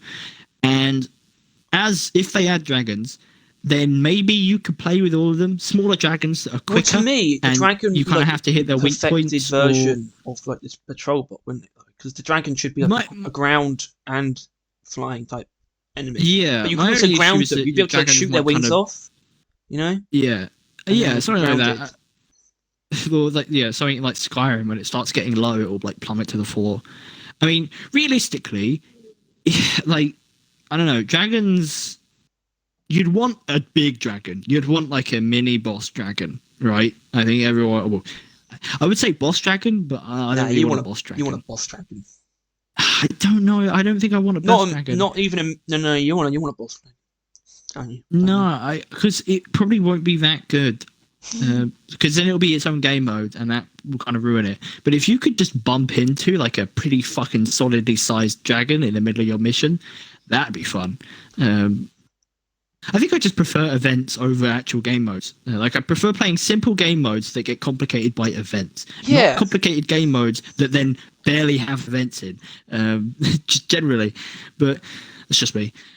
But yeah, if I were to bump into like a medium-sized dragon, because it's not going to be as big as a boss one could be, so maybe a bit larger than medium, but yeah, and that would be a pretty good mini-boss fight. But then, like, I feel like normal dragons, like if they're like, reasonably sized dragons, they'll probably just be like bigger Mactera, which I don't have an issue with, because the only thing that's a bigger Mactera is a Gooball. The thing about the dragons is how they would work in terms of in terms of movement, because they don't.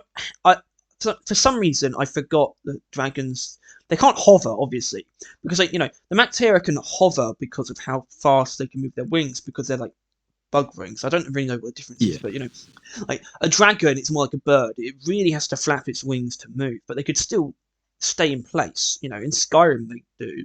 They can. They are essentially hovering, but they're still flapping their wings, but they're staying in one place. They could do that. They could also move. They could move in a direction much faster than a Mactera can.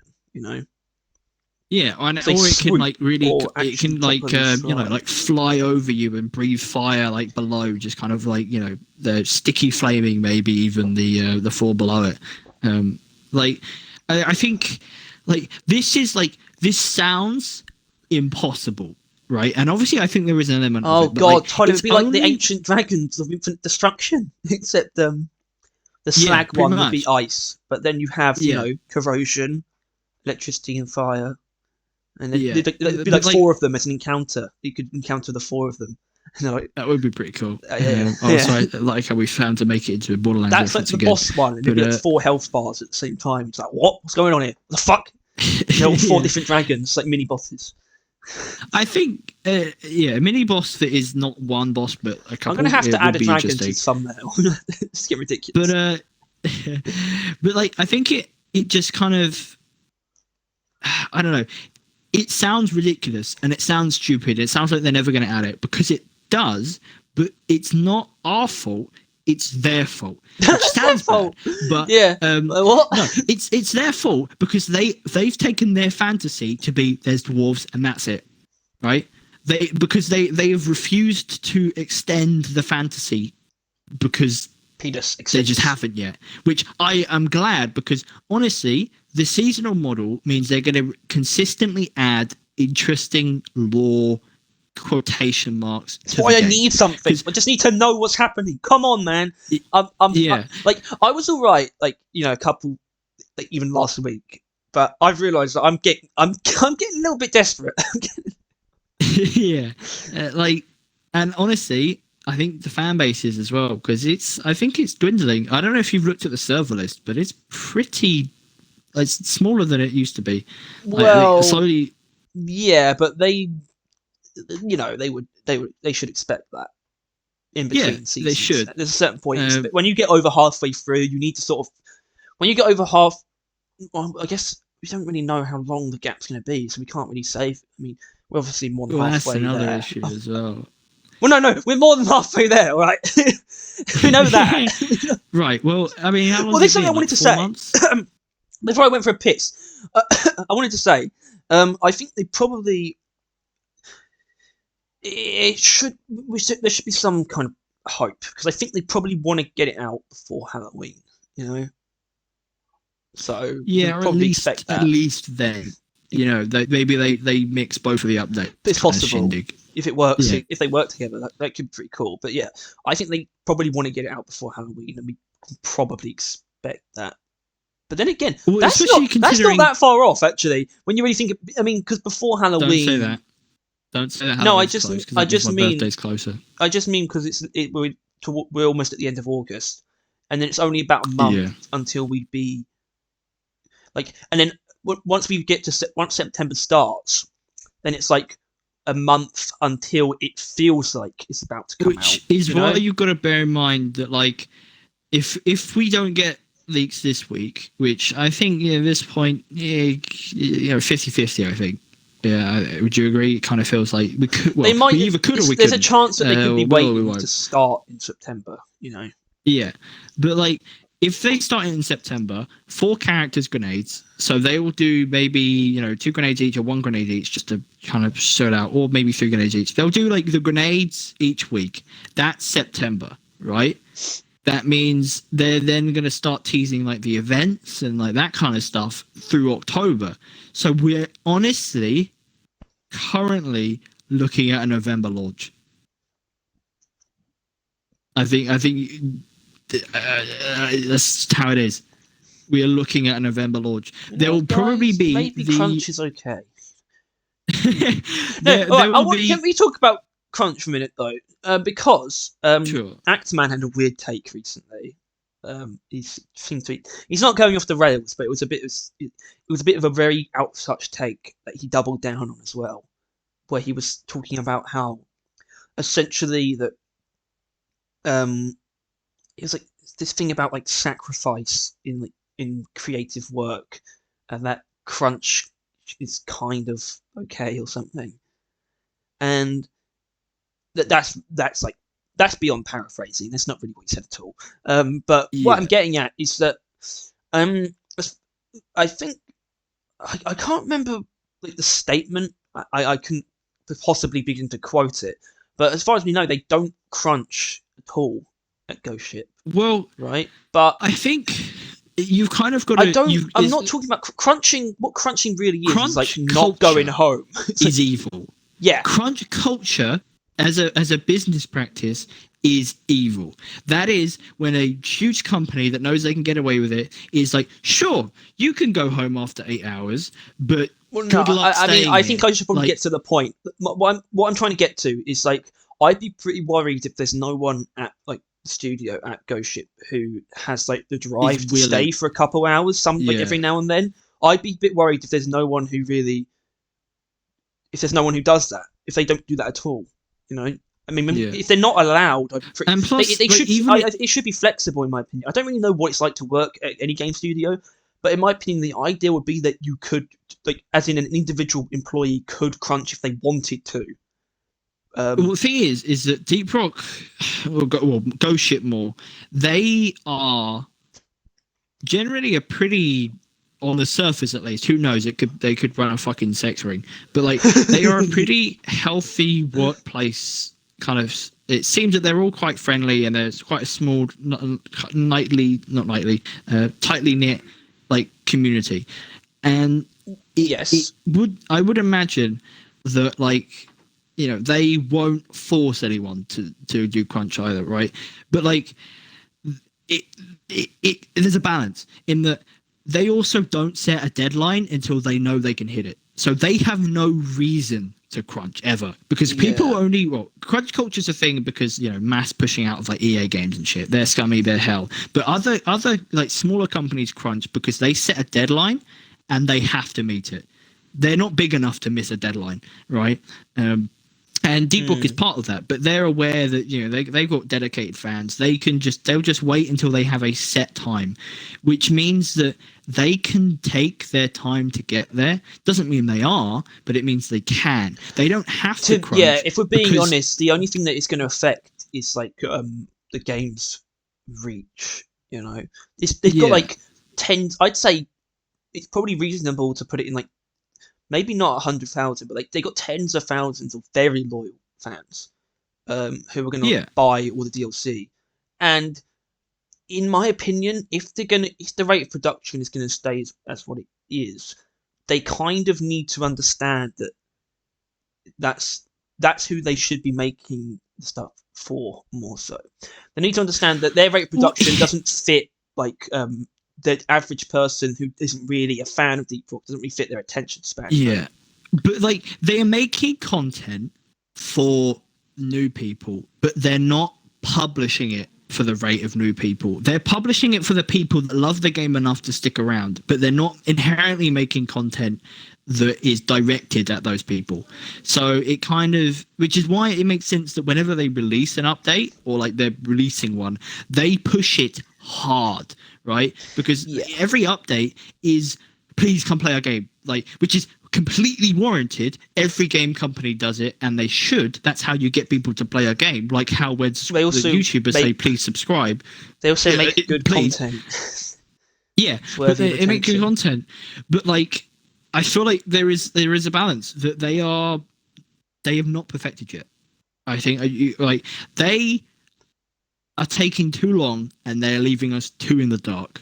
First of all, this is why okay. So it's not. We don't get hundreds. I just want to finish this point. Sorry. I've really been struggling to like create it, but like, they're taking too long. They're leaving us too in the dark, and I think it's because they are too ambitious at this point in time. These seasons seem to be too much for them to release at a consistent and steady pace.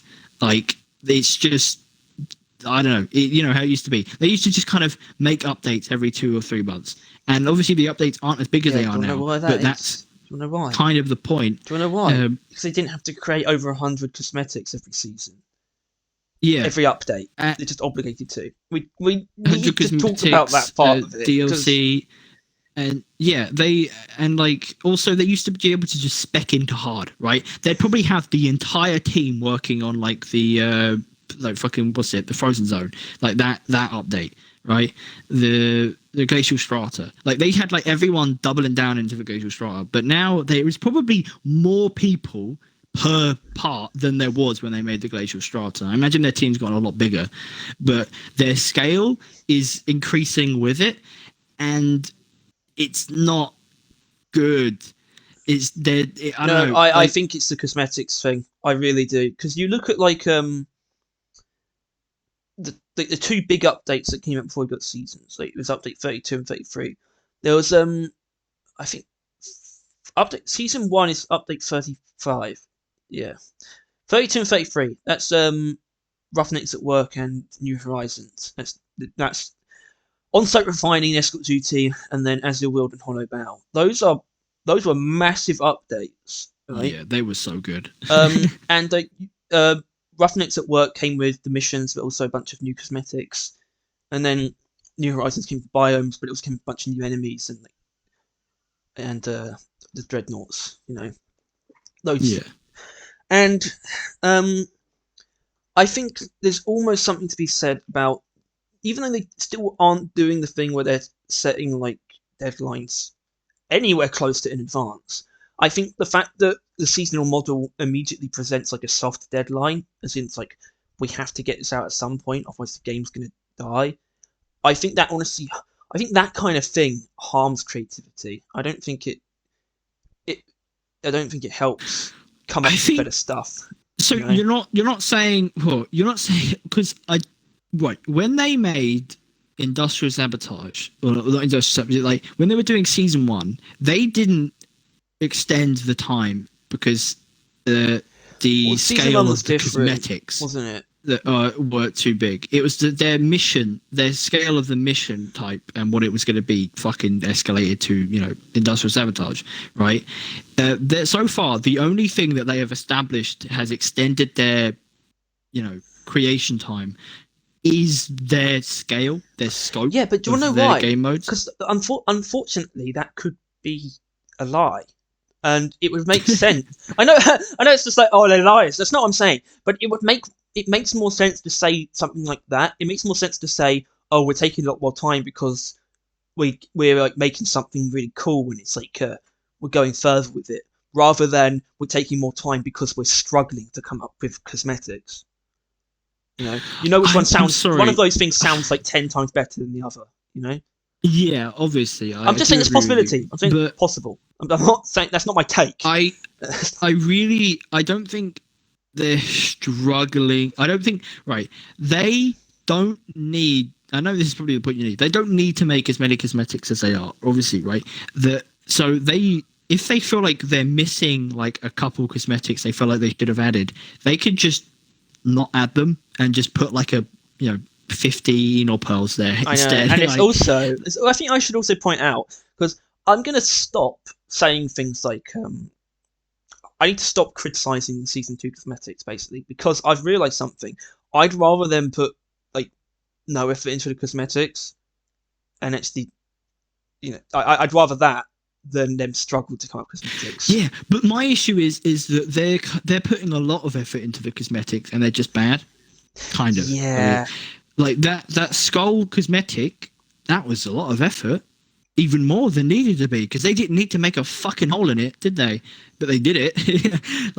That kind of thing. I mean, the Ushanka stuff. The Ushanka, they once again added more effort than they need to. They could have just made it any color, depending on the thing. But no, it's a set locked color. Not the Ushanka. That's a hat from season. That's not even from a season. Right. Then the band. Fuck you! What are they called? And the other Balaclavas. one. I don't know. Balaclava and the other one, the locked colours, which I guess isn't the case. Actually, it's probably more effort to have them change with the colour scheme. Yes. Actually, no. It means no. It's not, because the game glitches that to occur. The game it doesn't to change glitch colour. No, but it doesn't glitch colours onto things that have set colours. Because but if they didn't make it a set colour, then it would just do it. Then, by the sounds of it, by the seams of it. No, it doesn't, because it's because you take something that has a set colour scheme like those balaclavas. I might be completely wrong about this. I'm just guessing, but I think how it works is that's just like a texture. Everything else, like the things that have customizable colours, which is most stuff, it's like they have 3 different like slots for textures. That's like the primary, secondary, and tertiary colors, and then they just have to choose what uses what slot, like what uses the primary color of a paint job, and what uses the secondary. And they probably do go through every paint job to make sure it's like the right ones, like, or at least the majority of the paint jobs are looked at how they like best they can for each but with the item. Ushankers and that Balaclava really wouldn't have Balaclava, that really wouldn't have taken much. Which I'm kind of locking into that, but that's because I find it absurd that they thought that was a good idea. But yeah, it's just I don't know. I think they're kind of stretching themselves out too much, because I think everyone would rather that they didn't spend this long releasing an update. Yeah, and I mean, I think I've said it. Whatever negatives that would imply. Yeah, I think I've said it before that I'd rather they cut out all the miscellaneous cosmetics of the cosmetic tree, and the cosmetic tree was just for frameworks, and then the performance pass was like that would be better for me. Like that would probably be the ideal. Whereas like the performance pass can be just as like stocked as it is, probably not less, because it's not that dense. It's not that dense with actual items, but the cosmetic tree, if that was just frameworks and they cut everything else out, that'd be fine by me. Yeah, I suppose. I think the opposite way around though. I would think maybe they should do the performance pass where all of the stuff in the performance pass, where it's like scripts and then just minerals and coins, scripts, mineral, coins. That's like all the performance pass That's is. honestly a better idea. All of the cosmetics are in the tree that you'll slowly gain through the season. Yeah, that's a better idea. So you can't actually speed run all the cosmetics. I kind of like that actually. I mean, I don't know why, but I kind of prefer the linear progression of the pass. I think being able to actually earn all the cosmetics if you just play the game enough is pleasant, which the scripts do kind of cap you on. Weirdly enough, I kind of don't like having to choose. Yeah, I like it when I know what the next thing is I'm going to get, but I can't. But I think both is maybe it's a bit excessive. Well, it's like in my opinion, it's why... actually they thought they were doing like a big like cool thing where it's like, look, we've got like a performance pass, but also like like another one where you can like choose how you unlock the stuff. But it's just like, I think this might have been a bad idea because it just creates more work than they needed to. Because it's not only that, but like I agree with you that there doesn't need to be all that like hair, like the monk hair and Trump's hair and that all on there. That did not need to be in there. Just put that in the pass. Get rid of like 30 Morkai or whatever. Not Morkai. Yeah, I mean like 30 Humanite, and just add the hair in the pass. We don't need that in there. Yeah, but I think this all just comes back to us feeling a bit desperate because we're sort of we're guessing the worst. Because it's not a good feeling when you're like to be left in the dark. Yeah, it's not a good feeling to be left in the dark. So it sort of just causes us to naturally assume, maybe not the worst, but no, we're not. We're not assuming that things are going well, and maybe we're wrong. Maybe things are going well, but we don't know. Maybe they have got like the biggest, best. Because as mentioned, I hope it's kind of a hybrid of the two, but maybe they're doing it in the bigger way, I thought, because I want them to enter the middle ground of season 1 and 2, where it's the quality, it's like, I don't know, just like not that much content, but what's there is good, which kind of season 2 was, but also, point is, I wanted to kind of learn from their mistakes, and maybe they haven't, but they have. Maybe they're adding as much content as season 1 I don't think they have. The quality of season 2. I don't think they have because I don't think they've technically made that many mistakes, or at least think they haven't. There's things that we sort of disagree with that they've done, but have they really had consequences, like the right consequences for them to change direction? The only thing that's happened with is robots themselves, and that's much more. That's just like much more content based. That's not about how much they can. And even that's not about what they're capable of. But we should talk about that possibly extent, but not even possibly, almost definitely changing what they were working on, right? And that could extend time it takes. Maybe that we might have had scared them off for robots. Yeah. Which, in a sense, probably makes season 3 a bit more worth the wait, at least. Yeah. Plus, I feel like we're also, like, even though we're acknowledging it, we're also still carrying the grudge of it that they did have a month off, right? They are. Well, as far it's the summer holidays. Yeah. You know? As far as them actually making the season, they are like a month behind. Not behind, just not there, right? Like the amount of time it took them to make this season minus a month is how long they worked on it. But we felt that month, right?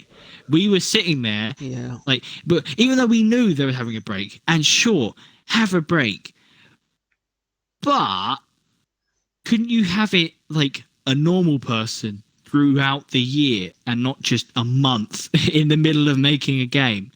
Like, I don't know, maybe instead of like in the middle of a season, they could do it every 2 weeks after each season, because that would be like a month. They can take a break. They can take a break during the mid-season event update. Yeah. Which I was going to bring up, and I will bring it up again because, frankly, it's what they need. Right? I think we talked about this on stream. This isn't obviously these podcasts don't get hundreds of views, but they get more views than damn streams. Which is fair enough. I talked about a mid-season update idea, and it would be something very simple. It would either be something very simple, or it would be content like withheld until mid-season. Because the simple version is like a small change to like the status, like the seasonal briefing, like something's changed and like an assignment, and maybe some small addition, or they withhold like half of the actual seasonal content and then release it halfway through. Either way, they need something like because they need something that isn't just like the holiday events. They need something. Well, the holiday events, because the only updates we get are the seasons and the holiday events. We need something. Not something else, because it shouldn't be completely unrelated. Which it's something that isn't. We need something that isn't those holiday events, and I think just season. We need some small thing though, that is very official. I'm just kind of like starting to think about it, but like season 2, we have had one event. Yeah, they had to make it up. Right? That's they had to make it up for this gap. And meanwhile, season 1. We had the Lunar New Year, the New Year, Christmas, Halloween, I think maybe. And no. So some other Halloween would have been before season 1 came out. Right? And actually, anniversary as well. Yeah, the anniversary. All of that happened in season 1, which isn't anyone's fault. And Easter, yeah, a little bit before season 2.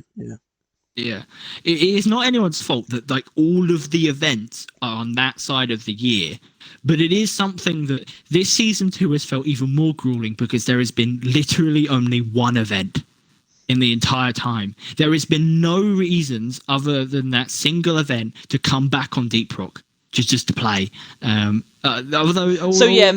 season 2, maybe they need something with events. Maybe what would actually fix most of it is if just they had another thing in this time span, in this sort of part of the year, like something post summer, like shortly after summer, that they could either do most of before they go on break or bang out very quickly after they come back. Yeah, which either they could start celebrating some obscure holidays, or they could make it lore related.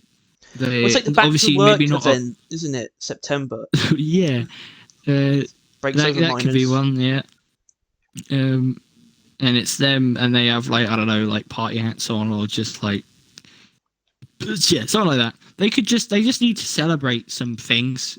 Just, I mean, but then again, every time they spend their time creating seasonal stuff, that is 2 cosmetics, right? That was, and we go through those seasonal events we just went through. That's like what, 10 cosmetics they added during season 2, like season 1 rather, extra, right? I'm sorry, Harry, but I don't think cosmetics are the problem. They created 10 more than needed through that time. Like maybe not. They can pump them out. Obviously, varying quality. I sort of got at it almost, but what we really need to acknowledge is that we don't actually know if there is a problem. We're just, like I said, we're sort of assuming the worst, or assuming that things aren't going well because we just start. We don't actually know what's going on. Literally, the thing is though, things could be going great. Like I said, to be honest with you, like if we get a teaser tomorrow or teaser next week, that's going to be a complete flip. We are going to be like, yeah, yeah, I know. These grenades are fucking sick. They're on the ball. Oh my god, oh my Jesus. It's gonna. Oh Lord Jesus. Yeah, our tone's gonna completely change. And I think my mum's home, so I think we'll wrap this up. Especially going to. This was our genre one. conversation. Well, in all fairness, we got it out of the way at the beginning. Right, we actually. I think technically a majority of this did technically come from the title. Yeah, and then we did the whole dragons thing, which even the dragons is that now came from a new disappointment source. Yeah, a new thing that I want in the game that won't happen. We could have easily done a whole episode of dragons. I think we might. I think we should do. We'll do that. Put it on the back burner. We'll do that at some point if season 3 isn't about dragons. So it'll be after season 3 comes out. We'll do the dragon episode. Yeah, there you go. Yeah, but I think that has been us for a podcast. Yeah, as you're probably aware. Yeah, I mean, I was for some reason I was about to apologise for the quality of something, but I guess it's actually fairly normal. This one was a pretty alright one. Yeah. No, I mean the audio quality. I think it's normal, but it should be better. Basically, my mic doesn't work. Which is an issue. Which means, especially now that we should probably talk about this. Well, now that I've got the capture card, I needed to be able to. I need a mic that works consistently so we can stream as well. Which I think because of that, we're probably not going to be able to tomorrow, right? Well, it should arrive tomorrow, which means that if we do stream tomorrow, that will be the road to 1,000 stream. Right. Yeah. Although saying that, right, depending on how the levels go, we could still technically incorporate the mystery box into it somehow. But at the same time, the next stream will be the road to 1,000 stream, which is good because I need to properly prepare the mystery box very much. I need to start making questions for you. Oh, for the interview. The interview with a level 1,000. Actually, well, I guess what we should say about the streams is that, I mean, it depends on how good my laptop is, but the original idea was to be a cheap way of recording gameplay videos, so there's a possibility we could do just that anyway, and there won't be streams. It's possible. Yeah. All right. But yeah, that's it. Well, do you want to try and stop at 2 hours? Because we're at 57.5. I think you're playing it. We got 2.5 minutes. 2.5 minutes. No, we can't see it. Yeah, but right. You know what we should do? Because this is still pretty early in season 2 of the podcast. It's only episode 2, so we got time to come up with a proper outro. All right. Goodbye.